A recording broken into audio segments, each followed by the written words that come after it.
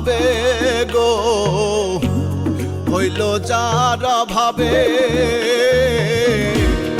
আমার বন্ধু আমার কথা একবারও না ভাবে হায়রে আমার বন্ধু আমার কথা একবারও না ভাবে